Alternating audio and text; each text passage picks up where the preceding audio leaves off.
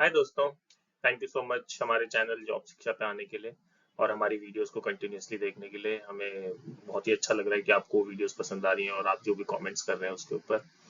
अ, ये quick snapshot है। ये 3 वीडियोस अभी एक स्पेसिफिक चीज से रिलेटेड है जो जो जो हमारे मोटो को फुलफिल करता है कि हम कैसे रूरल एरियाज तक ये एजुकेशन पहुंचाएं कि वो जॉब्स तक पहुंच पाए।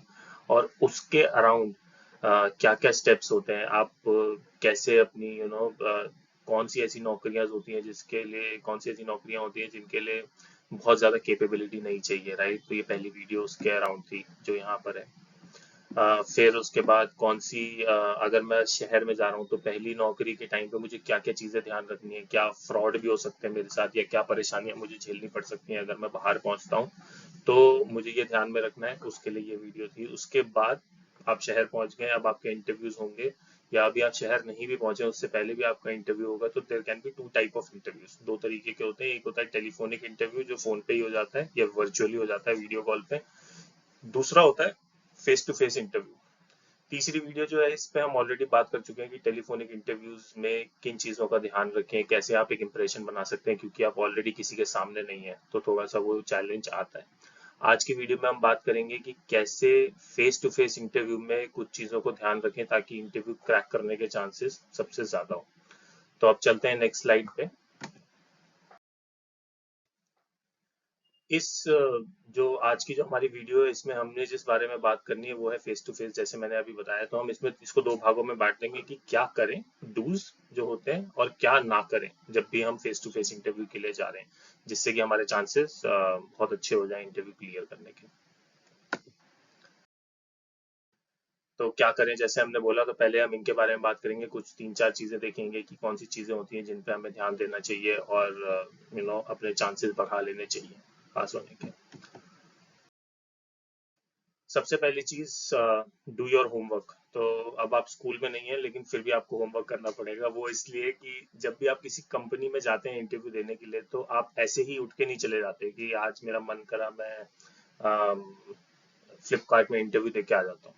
तो आप जा तो सकते हो, ऐसे भी जा सकते हो, लेकिन होगा क्या कि जब आपको कुछ पता ही नहीं है फ्लिपकार्ट क्या करता है या जिसने आपका इंटरव्यू लेना है वो क्या करता है, तो वहां जाके आप बहुत ही गंदा इंप्रेशन बनाओगे। क्योंकि एक क्वेश्चन डेफिनेटली आता है कि आपको हमारी कंपनी ज्वाइन क्यों करनी है, क्या मोटिव है आपका हमारी कंपनी ज्वाइन करने के बीच में। तो हमेशा ये एसेंशियल स्टेप होता है कि अपना होमवर्क कर लें। जब भी आपको लगे कि आपने जॉब अप्लाई करी है, आपका टेलीफोनिक राउंड क्लियर हो गया, अब आप किसी के सामने बैठ के बात करने वाले हैं, तो ऑलवेज मेक श्योर कि आपने उस कंपनी के बारे में रिसर्च किया है। अगर किसी हाई लेवल का बंदा आपका इंटरव्यू ले रहा है तो आप एक बार लिंक्डइन पे या ऑनलाइन जाके चेक करिए कि आप उस इंसान के बारे में कुछ इन्फॉर्मेशन निकाल पाते हैं तो उसके बारे में रिसर्च करिए। और अपने यू नो अपने इंटरव्यू को ऑलरेडी अपने दिमाग में ना ब्रेक कर लीजिए कि हाँ मुझे इस तरीके के सवाल पूछने हैं, इस तरीके के क्वेश्चंस मैं इंटरव्यूअर से पूछूंगा ताकि उसको भी समझ में आएगी मैं इंटरेस्टेड हूँ और मैं अपनी रिसर्च करके आया हूँ।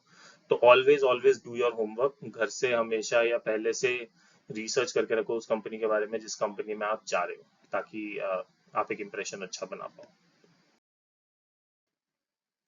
दूसरा सबसे इंपॉर्टेंट चीज होती है how to make a good impression, right. Making a good impression in a face to face interview is very critical. Why? क्योंकि आप किसी के सामने हो तो खराब इम्प्रेशन तो आपकी बॉडी लैंग्वेज या आपके the way you are operating उन सब चीजों से बन जाता है। कुछ चीजें ऐसी जिनको आप ध्यान में रख के एक अच्छा इंप्रेशन बना सकते हो, दैट वुड बी कि जैसे हमने टेलीफोनिक में भी बात करी थी कि हमेशा 10 मिनट पहले कॉल ज्वाइन कर लो। तो फेस टू फेस में क्या होता है, एक तो वैसे ही आपको कहीं जाना होता है किसी के पास इंटरव्यू के लिए, कहीं ट्रैफिक मिल जाए, कोई प्रॉब्लम हो जाए, बीच में कुछ भी हो जाए, तो उसके लिए हमेशा कोशिश करो कि 10-15 मिनट पहले आप उस जगह पे पहुंच जाओ, राइट। एक इंटरव्यूअर आता है और आप बैठ के उसका वेट कर रहे हो तो it has a different feeling. उसको जो इंटरव्यूअर होता है उसको अच्छा लगता है कि यार एक बंदा जॉब के लिए अपनी सीरियस से पहले से आके अपने इंटरव्यू के लिए वेट कर रहा है एटलीस्ट 5-10 मिनट पहले। और अगर एक इंटरव्यू पहले पहुंच जाता है और कैंडिडेट घूमता हुआ आ रहा है इधर उधर से, तो वो अपना पहले ही एक चांस खो चुका है और इंप्रेशन खराब कर चुका है। अपना सीवी हमेशा अपने हाथ में रखिए। ट्राई टू गिव, एचआर से मिस हो गया, उन्होंने नहीं दिया हो, या आप अपने पास रखना चाहते हैं अपने सामने रख सकते हैं, बस बोल सकते हैं कि ये मेरा सीवी है यहाँ पे रखा है, if you want to access you can access, right. तो ये एक डॉक्यूमेंट है जो आप अपने साथ रख सकते हैं। एक और इम्पोर्टेंट कभी भी रख सकते हैं जो रखने में थोड़ी सी दिक्कत होती है, जैसे स्पेशली मुझे, जो है आपकी स्माइल। आपको जब मन करे जब मन क्या करे आपको इंटरव्यू में कोशिश करनी ये चाहिए कि आप एक स्माइल बरकरार रख पाए अपने फेस के ऊपर, जो बहुत मेरे जैसे इंसान के लिए तो बहुत डिफिकल्ट होता है। मेरे को तो फीडबैक भी यही मिलता है, लेकिन फिर भी अगर आप एक ऐसे इंसान है जो हंस के अच्छे से बात कर सकता है, तो अपने दिमाग अपने फेस पे वो स्माइल रखने की कोशिश करिए। और ड्रेस वेल, राइट, इसके बारे में हमने टेलीफोनिक में बात किया था कि टेलीफोनिक इंटरव्यू में हो सकता है कि आप ऊपर शर्ट और नीचे शॉर्ट्स पहन के बैठे हो, राइट, लेकिन जब आप फेस टू फेस इंटरव्यू के लिए जाते हो तो you will be noticed, completely, right? Your shoes, your trousers, your shirts, everything will be noticed. तो जितना ज्यादा हो सके उतना ज्यादा अच्छे से ड्रेसअप करके करने की कोशिश करिए। यूजुअली लोग बोलते हैं कि सूट पहन के जाइए, राइट, लेकिन everybody doesn't have suit, everybody doesn't like suit also.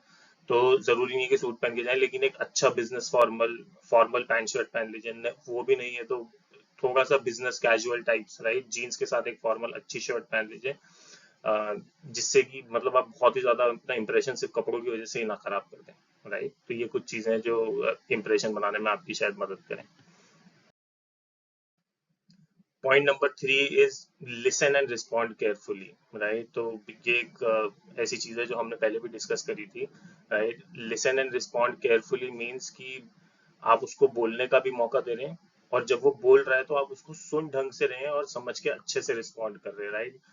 Most of the times जो इंटरव्यूअर्स होते हैं वो क्या फीडबैक देते हैं फॉर द कैंडिडेट इज कि candidate does not answer the question in a clear and direct manner, right.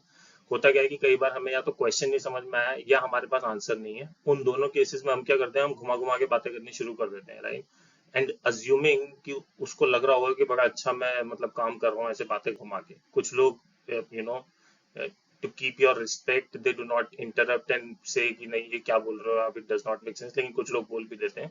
लेकिन ऐसा करने से आप एक चीज जो वहां पे करते हो वो ये होता है कि आप इंटरव्यूअर की रिस्पेक्ट नहीं कर रहे, राइट। उसको ये लगेगा कि यार ये मुझे बेवकूफ समझता है तभी ये मेरे से ऐसी बातें कर रहा है, या ये मुझे कुछ भी बोल रहा है, सोच रहा है कि मैं मान लूंगा इसको।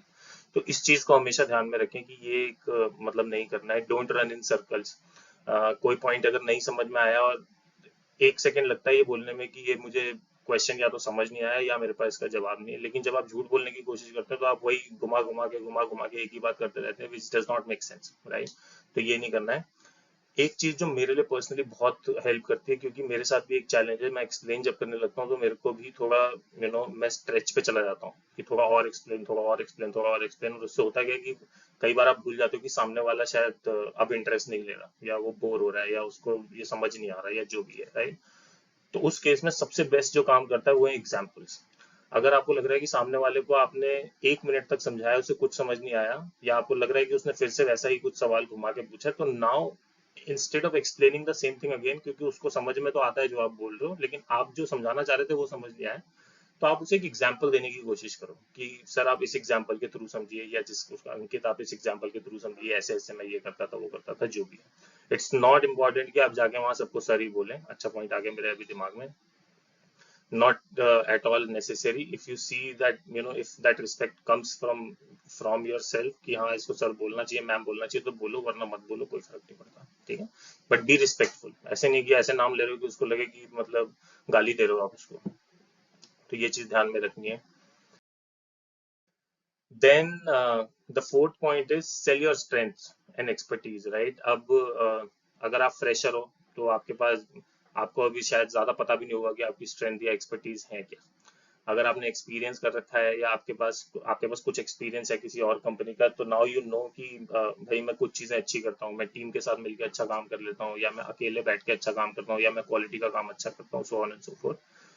अगर आप सीधा कॉलेज से आ रहे हैं या स्कूल से आ रहे हैं तो आपको पता है कि भैया प्रोजेक्ट्स किस तरीके से करते थे, या आप एक्स्ट्रा करिकुलर एक्टिविटीज में किस तरीके से पार्टिसिपेट करते थे, and then try to talk about those things, right. तो उस तरीके से बोलना है in a very concise, factual and sincere manner, right. और मैंने इसका सामने हिंदी में भी ट्रांसलेशन डाल दिया इसलिए ताकि दिमाग में क्विकली बैठ जाए।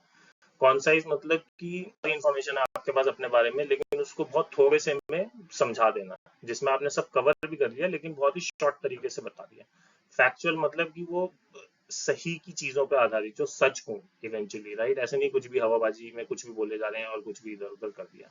ऐसा नहीं करना है, क्योंकि मैं बता रहा हूँ हम लोग बहुत बार ऐसा सोचते हैं कि इंटरव्यूअर्स यू नो को मैं उल्लू बना दूंगा, लेकिन ऐसा होता नहीं। वो आपका इंटरव्यू ले रहा है, इसका मतलब है कि उसको आप जैसे बहुत सारे लोगों को डील करना आता है, देखता है रोज, ठीक है। तो ये सब नहीं करना है, और ईमानदारी से करना है। ये मैं पहले भी बोल चुका हूँ कि हमेशा अपने फैक्ट्स को सही रखना है, कुछ भी ऐसे हवाबाजी में झूठ नहीं बोलना है।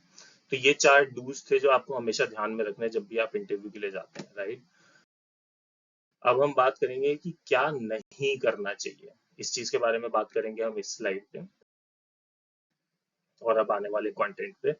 तो don't speak poorly about about your present और फॉर्मर एम्प्लॉयर्स। ये एक बहुत नॉर्मल चीज है जो अर्ली डेज में ना लोग कर देते हैं, कि कुछ नहीं समझ में आया तो बोल दिया मेरा टीम लीड मुझे परेशान करता था, या मेरे मैनेजर ने मुझे वीकेंड पे बुला लिया, या वो मुझे ओटी नहीं देते थे, and so on and so fourth, ठीक है। इस तरीके की उल्टी सीधी बातें कर दी।